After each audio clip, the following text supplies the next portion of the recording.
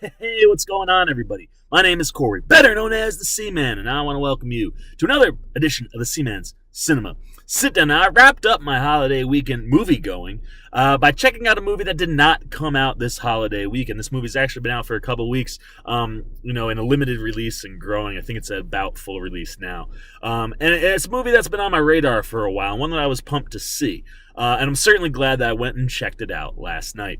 So pull up a chair, man, take a seat. We're getting ready to dive into spoiler-free on Boy Erased. And Boy Erased, man, this is a sneaky good film. It's Joel Edgerton's second crack at feature film directing. His first, of course, The Gift, was quite the suspense thriller full of twists and turns, and I really dug what he did there.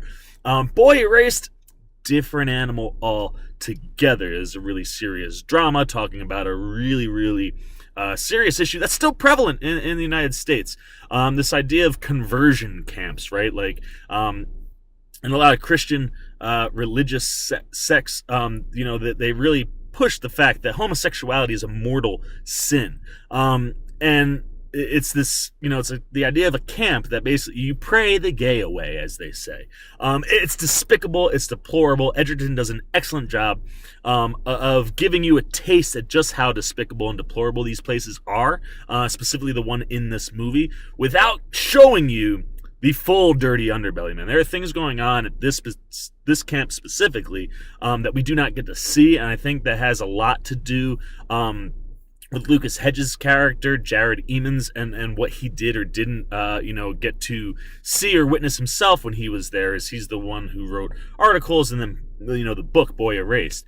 So, when you have subject material as at the front of the story, you're kind of limited to what, the story gives you, especially in a true story, right? You're not going to go make up things so that we can fill in these holes. And there certainly are. There are a couple characters and things that are hinted at other parts of the camp that are worse than what we get.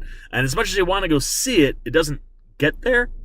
But I think what Edgerton does really well with this movie, like I said, it's sneaky good, right? Like you're tackling this big concept, and like 30 minutes into the movie, I'm sitting there and I'm going, all right, Edgerton, I'm waiting for you to get into like what this is really about, rather than just kind of showing me these things that are happening.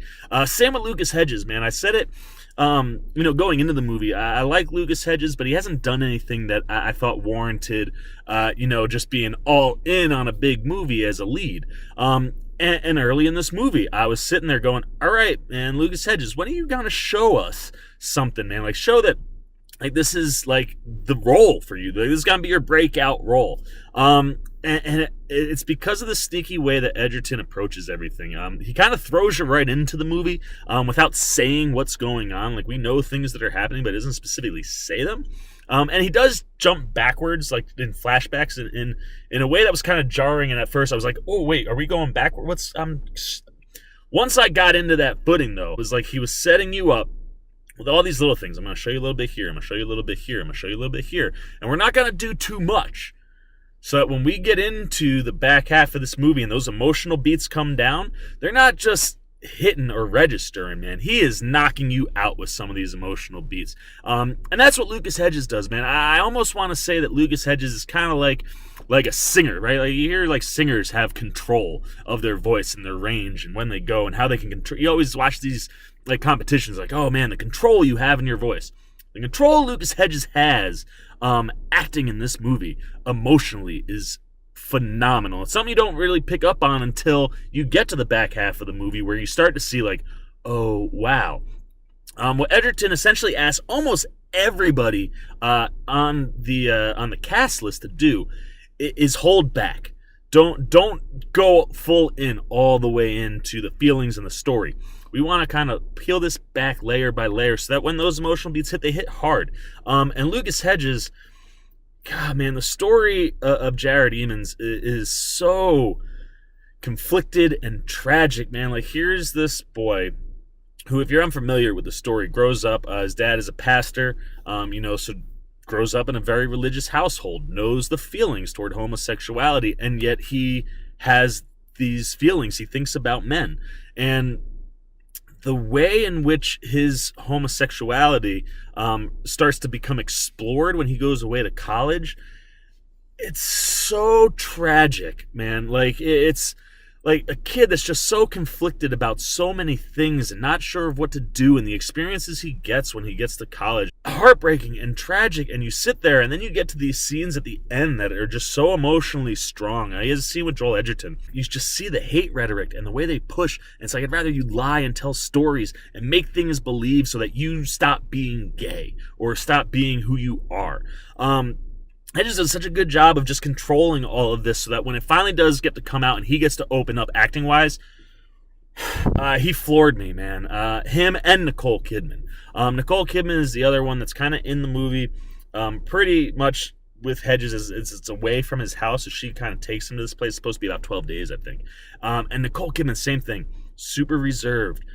Super locked in, and a lot of that has to do with the fact that she's the pastor's wife and she has to step in line, and that control to when you get to the emotional stuff, same thing, man. She has a scene with Hedges, wow, man, it was the one that started the tear fest for the old Seaman. It's just heartbreaking to watch, and that stuff is delivered so well and with so much precision, that, like I said, you really ultimately realize that Edgerton is slow playing this on purpose. And I think he does, like I said, he doesn't get into all the dirtiest areas of the camp, man, but he really does show you how deplorable these people were, how deplorable these institutions are, how much hatred and evil is just being spewed out from these places.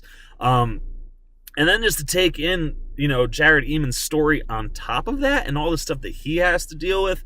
Edgerton does this stuff where he gets lots of close-ups, man. And early on, you're like, why are we all here? Like, oh, man, we're so up in here. Oh, there's a hand on a shoulder. And then, like I said, same thing with the acting. When you get to the back half, all these little things he's done has pretty much just set you up so that when the emotional punch comes, knocks you out. Now, the other big name in the movie, of course, is Russell Crowe, who plays Marshall Emmons, who's the pastor. And we really only see him at the beginning, sprinkled a little bit in the middle, and then we get him at the end. And same thing. It's this kind of slow progression where we see one version of Russell Crowe where he's in his, his comfort zone, for Marshall Emmons. And he's not necessarily reserved as he's a pastor, so we see him preaching a few times. By the time we get to the end of the movie and where he comes back in and the conversations that are going on there, same thing, man. It is heartbreaking to watch this story because you're just waiting for it, and you see Jared do things and you're just like, look, and all of those beats hit so well because of, I think, the way Edgerton structures this movie and how he slowly kind of lets you see what's really going on from the acting and the writing. And same goes for Edgerton too, in front of the camera, not just behind. He's the head counselor at this camp, and he really is the one driving a lot of the hate rhetoric and things that they're trying to burn into these kids, along with Flea, who's one of the other counselors. And it just makes you want to do something. It's just so deplorable and horrible, and I thought they did a really good job of presenting that story and bringing it to light in a world where you might not think these things are going on. They are, and it's just it's so well structured. Don't sleep on it if you're not totally invested 30-40 minutes into the movie, because I'm telling you, it's purposeful. The way Edgerton layers everything, it makes the emotional beats hit high, and that's what makes this movie really succeed. And overall, man, I just thought Boy Race was a really, really solid movie that talks about a really, really poignant and important subject matter. I mean, you get to the end of the movie and you see it's 20-something states still allow these camps to exist, and I want to say 700,000. It's a humongous number of people that have been affected by these camps. And the fact that they still exist in any way is a tragedy, and it's frustrating and it's aggravating. So you go, man. I've been rambling a whole bunch, but I really dug Boy Erase. There's so much just to this movie and so much to talk about. But now I want to hear from you. Have you seen Boy Erased? Do you want to see Boy Erased? Have I enticed you to want to go see it? But if you have seen it, let me know what you thought, man. Did it connect the way it connected for me? Eventually, or were you just kind of like, the whole movie? Let me know everything you're thinking down below. If you got spoilers, mark them. As always, if you enjoyed this video, please give me a thumbs up. And if you're new, make sure you hit that subscribe and little bell so you get alerts every time I make a new video. For the Seaman's Cinema Sit Down, I'm the Seaman, and I am signing off. Peace! Hey, what's going on, everybody? Seaman here, letting you know that the fun don't have to stop. If you want, you can check out a video like this one or this one just by clicking on them. And if you hit that guy, you'll subscribe so you can stay up to date with everything the Seaman's doing and how he doesn't talk well.